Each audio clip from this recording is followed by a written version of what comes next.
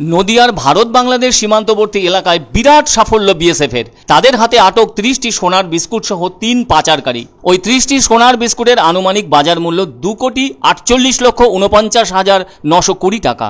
বিএসএফের বিশেষ অভিযানে উদ্ধার হয় 30টি সোনার বিস্কুট। বিএসএফের 4র্থ ব্যাটালিয়নের জওয়ানরা বাংলাদেশ থেকে ভারতে পাচারের আগে সোনার বিস্কুট সহ পাচারকারীদের গ্রেফতার করতে সমর্থ হন। উদ্ধার হওয়া সোনার বিস্কুটগুলি শুল্ক দপ্তরের হাতে তুলে দেওয়ার পাশাপাশি ধৃতদেরকে স্থানীয় থানার পুলিশের হাতে তুলে দিলেন বিএসএফ জওয়ানরা। তবে কেন্দ্রীয় সরকার বিএসএফদের হাতে সীমান্ত থেকে 50 কিলোমিটার ভেতর পর্যন্ত নজরদারি চালানোর ক্ষমতা দিয়েছে। তাতে অনেক সুফল মিলেছে দেখা যাচ্ছে। সেজন্য দেখা যাচ্ছে মাঝে মধ্যেই এ ধরনের পাচার রুখে দিয়ে সাফল্য পাচ্ছেন বিএসএফ জওয়ানরা।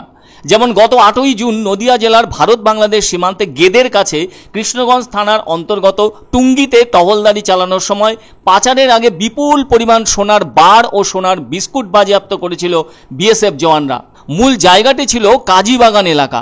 32 নম্বর ব্যাটালিয়নের জওয়ানরা এ কাজে সাফল্য পেয়েছেন সেদিন। ফলে 2টি সোনার বার এবং 20টি সোনার বিস্কুটের মোট ওজন ছিল 4 কেজি 452 গ্রাম। এত পরিমাণ সোনার আনুমানিক বাজার মূল্য 3,29,00,000 টাকা। বিএসএফ জওয়ানদের কাছে আগে থেকে গোপন সূত্রে খবরটি এসে থাকায় তারাও সতর্ক হয়েছিলেন। জানতে পেরেছিলেন বাংলাদেশের দিকে কাঁটা তারের ওপার থেকে সোনা পাচারের পরিকল্পনা ছিল তাদের, যার ফলে ওই সূত্র ব্যবহার করেই এত টাকার সোনা উদ্ধার করতে সমর্থ হয়েছিলেন ওখানকার বিএসএফ জওয়ানরা। আবার চলতি বছরের 21শে মেতে হিলির ভারত বাংলাদেশ আন্তর্জাতিক সীমান্তের হাড়িপুকুর এলাকায় পরপর 2টি সোনা পাচারের ঘটনায় বিএসএফ জওয়ানদের হাতে আটক হন এক ভারতীয় মহিলা। ওই মহিলা 51 লক্ষ টাকা মূল্যের সোনার বিস্কুট পাচারের চেষ্টায় ছিল।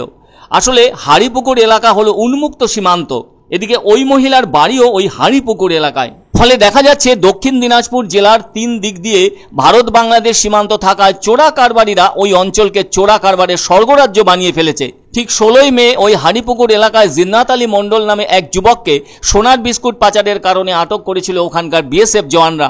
তার কাছ থেকে উদ্ধার হয়েছিল মোট 9টি সোনার বিস্কুট, যার সর্বমোট ওজন ছিল 1 কেজি 40 গ্রাম। ওই সোনার বিস্কুটগুলির আনুমানিক মূল্য ছিল প্রায় 76 লক্ষ টাকা। বোঝাই যাচ্ছে সোনার বিস্কুট বা বার পাচারের যেন সহজ সুন্দর জায়গা হিসেবে গুরুত্ব পেয়েছে চোরা কারবারিদের কাছে এই জায়গা। অন্যদিকে আবার ভারত বাংলাদেশ সীমান্ত মালদার শাসনীর হবিবুর গ্রামে বিএসএফ ও রাজ্য পুলিশ গত 21শে এপ্রিল যৌথ অভিযান চালিয়েছিল। ওই গ্রামের একটি বাড়ির 3 তলায় পুরানো বস্তার নিচ থেকে 297টি নকল 500 টাকার নোট উদ্ধার করেছিল বিএসএফ জওয়ান ও রাজ্য পুলিশ যৌথভাবে। সেদিন গ্রামে বিএসএফ ও রাজ্য পুলিশ প্রবেশ করেছিল একথা জানতে পেরে ওই 3 তলা বাড়ির মালিক হবিবুর রহমান পালিয়ে গিয়েছিল। যদিও দ্রুত ওই ব্যক্তির খোঁজে সেদিন তল্লাশি অভিযানও শুরু করা হয়েছিল। সব মিলিয়ে প্রায় 1.5 লক্ষ টাকার নকল নোট উদ্ধার করা হয়েছিল।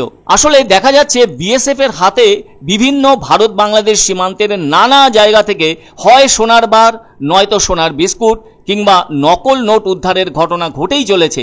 সেই সাথে বেশ কিছু পাচারকারীও ধরা পড়েছে। এতে বোঝাই যাচ্ছে চোরা কারবারিরা কত পরিমাণ সোনার বিস্কুট পাচার করে থাকছে।